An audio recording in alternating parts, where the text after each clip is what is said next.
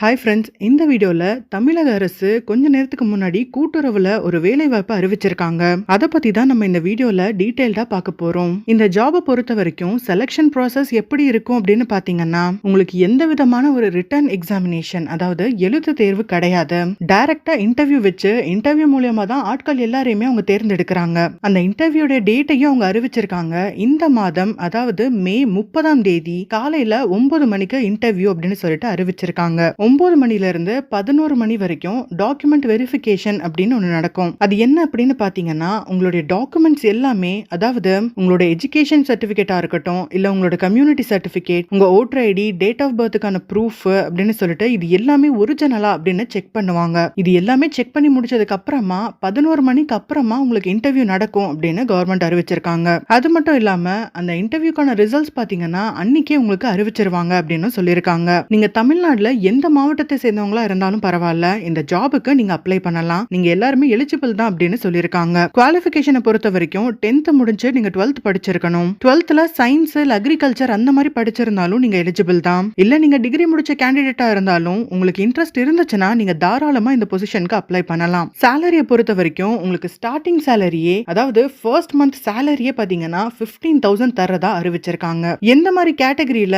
ஆட்களை தேர்ந்தெடுக்கிறாங்க அப்படின்னு பாத்தீங்கன்னா, ஃபீல்ட் அசிஸ்டன்ட் அப்படிங்கிற கேட்டகரியில தான் தேர்ந்தெடுக்கிறாங்க. அதாவது கள உதவியாளர் அப்படின்னு சொல்லுவாங்க.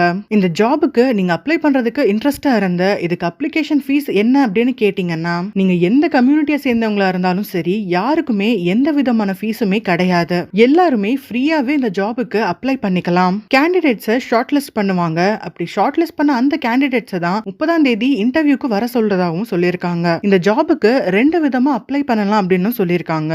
ஒன்னு பாத்தீங்கன்னா, அப்ளிகேஷன் ஃபில் பண்ணி அதை போஸ்ட்ல நீங்க சென்ட் பண்ணலாம். சில பேருக்கு போஸ்ட்ல அப்ளை பண்றது கன்வீனியன்ட்டா இல்ல அப்படின்னா அவங்க தாராளமா ஆன்லைன்லயும் அப்ளை பண்ணிக்கலாம். அதுக்காக அவங்க ஒரு மெயில் ஐடியையும் கொடுத்திருக்காங்க. நீங்க ஜஸ்ட் உங்களோட அப்ளிகேஷனை ஸ்கேன் பண்ணி அவங்க கொடுத்திருக்கிற அந்த மெயில் ஐடியில கூட நீங்க சென்ட் பண்ணலாம். சோ இந்த மாதிரி 2 விதமான மெத்தட் இருக்கு. உங்களுக்கு எது சூட் ஆகுதோ அந்த மெத்தட்ல நீங்க அப்ளை பண்ணிக்கோங்க.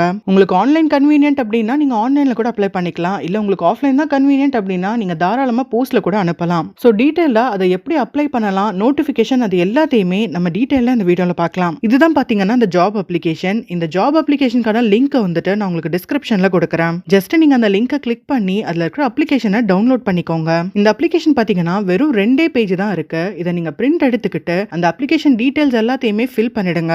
Application for walk in interview for the post of field assistant or data entry person. இது ரெண்டுத்துக்குமே ஒரே அப்ளிகேஷன் ஃபார்ம் தான். நீங்க எதுக்கு அப்ளை பண்றீங்களோ அதை வந்துட்டு நீங்க சூஸ் பண்ணிக்கலாம். இங்க உங்களோட பாஸ்போர்ட் சைஸ் போட்டோவை பேஸ்ட் பண்ணிக்கோங்க. இந்த இடத்துல செல்ஃப் அட்டஸ்டர் அப்படின்னு போட்டிருக்காங்க. அதாவது பாதி சிக்னேச்சர் இந்த பேப்பர் மேலயும் மீதி சிக்னேச்சர் இந்த போட்டோ மேலயும் வர மாதிரி உங்க சைனை வந்துட்டு இங்க போடுங்க. இந்த மாதிரி சைன் பண்றதை தான் செல்ஃப் அட்டஸ்டட் அப்படின்னு சொல்லுவாங்க. அடுத்தது உங்களோட ஃபுல் நேமை வந்துட்டு இந்த இடத்துல பிளாக் லெட்டர்ஸ், அதாவது கேபிட்டல் லெட்டர்ஸ்ல ஃபில் பண்ணிக்கோங்க. அதுக்கப்புறமா father's name, date of birth, அதாவது டேட், மந்த், இயர் அந்த ஃபார்மேட்ல டேட் ஆஃப் பர்த்தை மென்ஷன் பண்ணுங்க. அதே மாதிரி ஏஜ் பாத்தீங்கன்னா அந்த இன்டர்வியூ நடக்கும் போது உங்களுக்கு கரண்டா என்ன ஏஜ் இருக்கோ அந்த ஏஜை மென்ஷன் பண்ணுங்க. அதாவது இப்போ 30ஆம் தேதி இன்டர்வியூ நடக்குது இல்லையா, 30ஆம் தேதி அன்னைக்கு நீங்க கால்குலேட் பண்ணி உங்களுக்கு என்ன ஏஜ் இருக்கோ அந்த ஏஜை கரெக்டா மென்ஷன் பண்ணுங்க. அட்ரஸ் பாத்தீங்கன்னா டீடைலா எழுதுங்க. அட்ரஸ் எழுதும் போது எப்பவுமே பின்கோடு கொடுக்கணும். அதனால தான் இங்க மென்ஷன் பண்ணிருக்காங்க அட்ரஸ் வித் பின்கோட் அப்படின்னு சொல்லிட்டு. சோ அட்ரஸும் கரெக்டா ஃபில் பண்ணிக்கோங்க. அந்த அட்ரஸ்லயும் பாத்தீங்கன்னா 2 விதமான அட்ரஸ் இருக்கு. அதாவது ஒரு பெர்மனன்ட் அட்ரஸ், இன்னொன்னு கரஸ்பாண்டன்ஸ் அட்ரஸ். இது ரெண்டுத்தையுமே கரெக்டா மென்ஷன் பண்ணிக்கோங்க. அடுத்ததா mobile number and email ID. So mobile நம்பரும் இமெயில் ஐடியும் ரொம்ப ரொம்ப மேண்டேட்டரி. அதை கரெக்டா ஃபில் பண்ணுங்க. கரெக்டான மொபைல் நம்பரா, கரெக்டான இமெயில் ஐடியா அப்படின்னு சொல்லிட்டு நீங்க அப்ளை பண்றதுக்கு முன்னாடியே செக் பண்ணி பாத்துக்கோங்க. நீங்க எந்த ஜாபுக்கு அப்ளை பண்ணாலும் அந்த ஜாப்க்கு அப்ளை பண்றதுக்காகவே ஒரு மெயில் ஐடியை கிரியேட் பண்ணி வச்சுக்கோங்க. எப்பவுமே உங்களோட பர்சனல் ஐடியா ஜாபுக்கு கொடுக்காம ஜாப்க்கு அப்ளை பண்றதுக்காகவே ஒரு மெயில் ஐடியை கிரியேட் பண்ணி வச்சுக்கோங்க. ஏன்னா ஜாபுக்குன்னு நீங்க தனியா ஒரு மெயில் ஐடி வச்சீங்கன்னா நீங்க ஏதாவது ஒரு ஜாபுக்கு அப்ளை பண்ணும்போது கம்பெனி சைட்ல இருந்து உங்களுக்கு ஏதாவது ரெஸ்பான்ஸ் வந்துச்சுன்னா அது உங்களுக்கு ஈஸியா தெரிய வரும். இதே நீங்க நார்மலா யூஸ் பண்ற ஐடியா வச்சிருந்தீங்க அப்படின்னா சில டைம்ல நீங்க அவங்க ரிப்ளை பண்றது கூட நோட் பண்ணாம விட்டுறலாம். சோ ஃபர்ஸ்ட் நீங்க ஜாபுக்கு அப்ளை பண்றீங்கன்னா முதல்ல ஜாபுக்காகவே தனியா ஒரு மெயில் ஐடியை கிரியேட் பண்ணி வச்சுக்கோங்க. அடுத்தது பாத்தீங்கன்னா ஜெண்டர் பொறுத்த வரைக்கும் மேல், ஃபீமேல் அப்படின்னு சொல்லிட்டு 2 பேருமே அப்ளை பண்ணலாம். இந்த இடத்துல நீங்க எந்த ஜெண்டரோ அந்த ஜெண்டரை சூஸ் பண்ணிக்கோங்க. அதே மாதிரி மேரிட்டல் ஸ்டேட்டஸ், நீங்க மேரிடா இல்ல அன்மேரிடா அப்படிங்கறத மென்ஷன் பண்ணிக்கோங்க.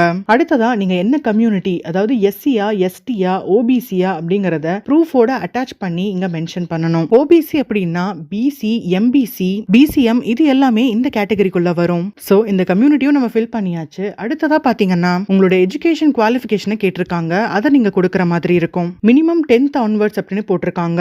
சோ நீங்க 10th எங்க படிச்சீங்க, உங்களோட மார்க் என்ன அப்படிங்கறத டீடைலா இங்க மென்ஷன் பண்ணுங்க. இங்க பெர்சன்டேஜ் கேட்டிருக்காங்க. சோ பெர்சன்டேஜ் கண்டிப்பா மென்ஷன் பண்ணுங்க. அதே மாதிரி அடுத்து நீங்க 12th முடிச்சிருக்கீங்க அப்படின்னா அந்த டீடைல்ஸையும் கிளியரா மென்ஷன் பண்ணுங்க. அதே மாதிரி டிகிரி ஹோல்டர்ஸும் இந்த ஜாபுக்கு அப்ளை பண்றதுக்கு இன்ட்ரெஸ்டடா இருந்தீங்கன்னா நீங்க என்ன முடிச்சிருக்கீங்க, அதாவது யூஜியா இல்ல பிஜியா அப்படிங்கறத டீடைலா இங்க மென்ஷன் பண்ணுங்க. நீங்க எந்த போர்டுல படிச்சீங்க, எந்த இயர் பாஸ்ட் அவுட், உங்களோட மேக்ஸிமம் மார்க் என்ன, உங்களோட பெர்சன்டேஜ் என்ன அப்படிங்கறத டீடைலா மென்ஷன் பண்ணுங்க. அடுத்ததா நீங்க எங்கயாவது இப்ப கரண்டா ஒர்க் பண்ணிட்டு இருக்கீங்க அப்படின்னா நோ அப்ஜெக்ஷன் சர்டிபிகேட் ப்ரொவைட் பண்ற மாதிரி இருக்கும். அடுத்ததா உங்களுக்கு ஏதாவது அடிஷனல் இன்ஃபர்மேஷன் இருக்கா, அதாவது எனக்கு டைப்பிங் ஸ்கில் இருக்கு இல்ல ஷார்ட் ஹேண்ட் ஸ்கில் இருக்கு அப்படின்னு சொல்லிட்டு உங்களுக்கு ஏதாவது அடிஷனல் ஸ்கில்ஸ் இருக்கு அப்படின்னா அந்த டீடைல்ஸையும் இந்த இடத்துல நீங்க மென்ஷன் பண்ணலாம். ஆனா அந்த ஸ்கில்ஸ் இருக்கு அப்படின்னா அதுக்கான சர்டிபிகேட்ஸ் உங்ககிட்ட இருக்கணும். அதை கண்டிப்பா நீங்க ப்ரொவைட் பண்ற மாதிரி இருக்கும். அடுத்ததா செல்ஃப் டிக்ளரேஷன் அப்படின்னு இருக்கும். இந்த இடத்துல உங்களோட நேம் வந்துட்டு நீங்க ஃபில் பண்ணிக்கோங்க. நேம் மென்ஷன் பண்ணிட்டு இந்த ஸ்டேட்மெண்ட்டை நீங்க படிச்சு பாருங்க. இங்க என்ன சொல்லிருக்காங்க அப்படின்னா, நான் இங்க கொடுத்திருக்கிற இன்ஃபர்மேஷன் எல்லாமே கரெக்ட் தான். இங்க இருக்கிற எந்த இன்ஃபர்மேஷனுமே தவறானதோ இல்ல போலியானதோ கிடையாது. ஒருவேளை அப்படி இருக்கும் பட்சத்துல என்னோட அப்ளிகேஷன் ஃபார்மை நீங்க ரிஜெக்ட் பண்ணிக்கலாம் அப்படிங்கறதா இந்த ஸ்டேட்மெண்ட்ல சொல்லிருக்காங்க. இது எல்லாத்தையுமே படிச்சு பார்த்துட்டு இந்த இடத்துல டேட் அண்ட் பிளேஸை மென்ஷன் பண்ணிக்கோங்க. அதே மாதிரி இந்த இடத்துல உங்களோட சிக்னேச்சரை ஃபுல் நேமா மென்ஷன் பண்ணுங்க. அதாவது கீழே பாத்தீங்கன்னா உங்களோட ஃபுல் நேமை எழுதிக்கோங்க. மேல சிக்னேச்சர் அப்படின்னு இருக்கிற இடத்துல உங்களோட சைனை போடுங்க. அவ்வளவுதாங்க. இந்த அப்ளிகேஷன் ஃபார்மை நம்ம ரொம்பவே சிம்பிளா ஃபில் பண்ணிட்டோம். இதுல ரொம்பவே சிம்பிளா ஒரு 10 டீடைல் மட்டும் தான் கேட்டிருக்காங்க. இது நார்மலான ஒரு அப்ளிகேஷன் தான். இதை நீங்க ஈஸியா ஃபில் பண்ணிக்கலாம். இப்போ அடுத்ததா நோட்டிபிகேஷன் அண்ட் டீடைல்ஸ் எல்லாத்தையுமே பார்த்துடலாம். சோ நோட்டிபிகேஷன்ல என்ன சொல்லிருக்காங்க அப்படின்னா, ரிப்போர்ட்டிங் டைம் ஆஃப் இன்டர்வியூ, அதாவது காலையில 9:30 மணிக்கு நீங்க இன்டர்வியூக்கு வந்து ரிப்போர்ட் பண்ணணும். அண்ட் உங்களுடைய டாக்குமெண்ட்ஸ் எல்லாத்தையுமே அவங்க வெரிஃபை பண்ணுவாங்க. அது பாத்தீங்கன்னா 11 o'clock அப்புறமா அவங்க பண்ண மாட்டாங்க. சோ அதுக்குள்ளேயே நீங்க எடுத்துட்டு போய் வெரிஃபிகேஷனை முடிச்சிருக்கணும். சோ நீங்க கண்டிப்பா 9:30க்கு முன்னாடியே போயிடணும். 9:30க்கு அவங்க டாக்குமெண்ட் வெரிஃபிகேஷன் பண்ணுவாங்க. 11 o'clock டாக்குமெண்ட் வெரிஃபிகேஷன் முடிஞ்சிரும். அதுக்கப்புறமா கண்டிப்பா எந்த ஒரு டாக்குமெண்ட் வெரிஃபிகேஷனும் நடக்காது அப்படின்னு சொல்லிட்டு கிளியரா இங்க மென்ஷன் பண்ணிருக்காங்க. சோ இப்போ அப்ளிகேஷன் ஃபார்மை ஃபில் அப் பண்ணியாச்சு. அதே மாதிரி இதோட அட்டாச் பண்ற டாக்குமெண்ட்ஸ் எல்லாத்தையுமே நீங்க கண்டிப்பா எடுத்துட்டு போகணும். என்னென்ன ஜெராக்ஸ் எல்லாம் நீங்க எடுத்துட்டு போகணும் அப்படின்னா, உங்களோட குவாலிஃபிகேஷனுக்கான சர்டிபிகேட் ஜெராக்ஸ், அதாவது நீங்க 10thல இருந்து இல்ல என்ன ஹையர் ஸ்டடீஸ் முடிச்சிருக்கீங்களோ அந்த சர்டிபிகேட்ஸ்க்கான ஜெராக்ஸ் எடுத்துட்டு போங்க. அதே மாதிரி டேட் ஆஃப் பர்த்துக்கான ப்ரூஃப், அதாவது உங்களுடைய பர்த் சர்டிபிகேட், இல்ல கம்யூனிட்டியில அப்ளை பண்றீங்க அப்படின்னா கம்யூனிட்டி சர்டிபிகேட், இல்ல உங்களுக்கு எக்ஸ்பீரியன்ஸ் இருக்கு அப்படின்னா எக்ஸ்பீரியன்ஸ் சர்டிபிகேட், அதோட வேற ஏதாவது டெக்னிக்கல் குவாலிஃபிகேஷன்ஸ் இருக்கு அப்படின்னா அதோட சர்டிபிகேட்ஸ் எல்லாத்தையுமே நீங்க கண்டிப்பா ஜெராக்ஸ் எடுத்துட்டு போகணும். இது எல்லாத்துலயுமே கண்டிப்பா ஒரு செட் ஜெராக்ஸ் நீங்க அட்டாச் பண்ணணும். இந்த அப்ளிகேஷனோட இந்த ஜெராக்ஸ் எல்லாத்தையுமே அட்டாச் பண்ணி அவங்க சொல்லிருக்கிற அட்ரஸுக்கு நீங்க சென்ட் பண்ணலாம். இது வந்துட்டு ஃபர்ஸ்ட் ஆப்ஷன். ரெண்டாவது, நீங்க இந்த அப்ளிகேஷனை ஸ்கேன் பண்ணிட்டு அதே மாதிரி உங்க சர்டிபிகேட்ஸ் எல்லாத்தையுமே ஸ்கேன் பண்ணி அது எல்லாத்தையுமே அட்டாச் பண்ணி அவங்க கொடுத்திருக்கிற மெயில் ஐடிக்கு அந்த டாக்குமெண்ட்டை நீங்க சென்ட் பண்ணிடுங்க. இது வந்துட்டு பாத்தீங்கன்னா செகண்ட் ஆப்ஷன். அப்ளை பண்ணும்போது நீங்க ஜெராக்ஸ் அட்டாச் பண்ணா போதும். இதுவே உங்களுக்கு டைரக்டா இன்டர்வியூக்கு அவங்க ஷார்ட் லிஸ்ட் பண்ணி கூப்பிட்டாங்க அப்படின்னா ஒரிஜினல் எல்லாத்தையுமே நீங்க எடுத்துட்டு போகணும். அந்த அப்ளிகேஷன் ஃபார்மோட உங்களோட ஒரிஜினல் சர்டிபிகேட்ஸ் எல்லாத்தையுமே நீங்க அட்டாச் பண்ணி ப்ரொவைட் பண்ணி ஆகணும். போஸ்ட்ல அனுப்புறவங்க அப்ளை பண்ணும்போதே ஒரிஜினல்ஸ் வச்சு அனுப்பிடாதீங்க. அது கொஞ்சம் கிளியரா பாத்துக்கோங்க. போஸ்ட்ல சென்ட் பண்ணும்போது ஜஸ்ட் நீங்க ஜெராக்ஸ் மட்டும் சென்ட் பண்ணா போதும். டைரக்டா அவங்க ஷார்ட் லிஸ்ட் பண்ணி கூப்பிட்டதுக்கு அப்புறமா உங்களோட கையில நீங்க ஒரிஜினல் சர்டிபிகேட்ஸ் எடுத்துட்டு போங்க. அடுத்ததா இவங்க என்ன சொல்லிருக்காங்க அப்படின்னா, இந்த ஜாபுக்கு நீங்க அப்ளை பண்றீங்க அப்படின்னா 2 விதமான மெத்தட் இருக்கு. இன்னொரு மெத்தட், அதாவது ஆஃப்லைனை தாண்டி ஆன்லைன்ல பாத்தீங்கன்னா உங்களுக்கு இன்னொரு மெத்தட் கொடுத்திருக்காங்க. இமெயில் மூலமாவும் நீங்க அப்ளை பண்ணலாம். அந்த இமெயில் பாத்தீங்கன்னா ian@tanvas.org.in அப்படிங்கிற மெயில் தான். இந்த மெயில் ஐடிக்கு உங்களோட அப்ளிகேஷன் ஃபார்ம் அலாங் வித் உங்களுடைய சப்போர்ட்டிங் டாக்குமெண்ட்ஸ் எல்லாத்தையுமே ஸ்கேன் பண்ணி நீங்க அனுப்பலாம் அப்படின்னு சொல்லிருக்காங்க. உங்களுக்கு எது கன்வீனியன்ட்டோ அந்த மெத்தடை நீங்க ஃபாலோ பண்ணிக்கோங்க. அதே மாதிரி அப்ளை பண்றதுக்கு பாத்தீங்கன்னா யாருக்குமே எந்த விதமான ஃபீஸுமே கிடையாது. எல்லாருமே ஃப்ரீயாவே இந்த ஜாபுக்கு அப்ளை பண்ணிக்கலாம். ஏஜ் லிமிட்டை பொறுத்த வரைக்கும் மினிமம் உங்களுக்கு 18 இயர்ஸ் கம்ப்ளீட் ஆயிருந்துச்சு அப்படின்னா எல்லா கம்யூனிட்டியை சேர்ந்தவங்களும் நீங்க எலிஜிபிள் தான். மேக்ஸிமம் ஏஜ் அப்படின்னு பாத்தீங்கன்னா 35 வயசு இருக்கிறவங்க வரைக்கும் இதுக்கு அப்ளை பண்ணலாம். பிளஸ் இதுக்கு ஏஜ் ரிலாக்ஸேஷனும் கொடுத்திருக்காங்க. அதாவது SC ST கேண்டிடேட்ஸ்க்கும் OBC கேண்டிடேட்ஸ்க்கும் ஏஜ் ரிலாக்ஸேஷன் அவங்க கொடுத்திருக்காங்க. அதை நீங்க டீடைலா செக் பண்ணி பாத்துக்கோங்க. சாலரியை பொறுத்த வரைக்கும் 2 விதமான பேக்கேஜஸ் இருக்கு. ஃபர்ஸ்ட் ஒன் பாத்தீங்கன்னா ஃபீல்ட் அசிஸ்டன்ட். இதுக்கு வந்துட்டு உங்களுக்கு பர் மந்த்க்கு 15,000 கொடுப்பாங்க. அதே மாதிரி தான் டேட்டா என்ட்ரி பர்சன், அதுக்கும் பர் மந்த்க்கு உங்களுக்கு 15,000. இந்த சாலரி பாத்தீங்கன்னா உங்களுக்கு ஃபர்ஸ்ட் மந்த்க்கான சாலரியா இருக்கும் அப்படின்னு சொல்லியிருக்காங்க. இதுல எவ்வளவு வேகன்சிஸ் இருக்கு அப்படின்னு பாத்தீங்கன்னா ஃபீல்ட் அசிஸ்டன்ட்ல ஒரு 4 போஸ்ட் கொடுத்திருக்காங்க. அதே மாதிரி டேட்டா என்ட்ரிக்கு ஒரு போஸ்ட் அவைலபிளா இருக்கு. சோ மொத்தமா 5 போஸ்ட் அவைலபிளா இருக்கு. இந்த 5 போஸ்ட்டுக்காக தான் நீங்க அப்ளை பண்ண போறீங்க.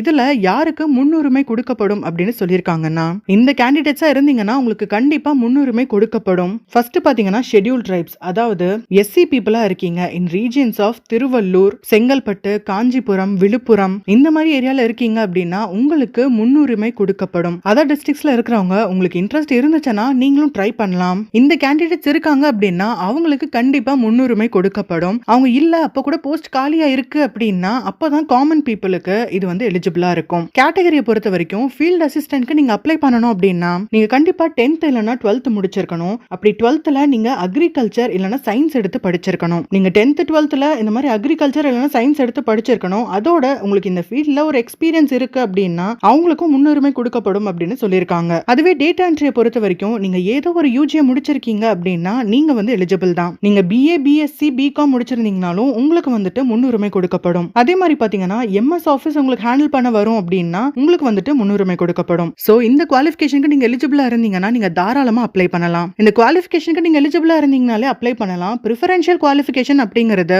யாருக்கு முன்னுரிமை கொடுக்கப்படும் அப்படிங்கிறது தான். சோ இதுதான் அவங்க ரிலீஸ் பண்ணிருக்கிற application. Tamil Nadu veterinary and animal science university, institute of animal nutrition, Kattupakkam, Chengalpattu district, இங்க இருந்து தான் இந்த நோட்டிபிகேஷனை ரிலீஸ் பண்ணிருக்காங்க. இதை டீடைல்டா செக் பண்ணி பார்த்துட்டு உங்களுக்கு இன்ட்ரெஸ்ட் இருந்துச்சு அப்படின்னா உங்களுக்கு எலிஜிபிலிட்டி இருந்துச்சுன்னா நீங்க அப்ளை பண்ணுங்க.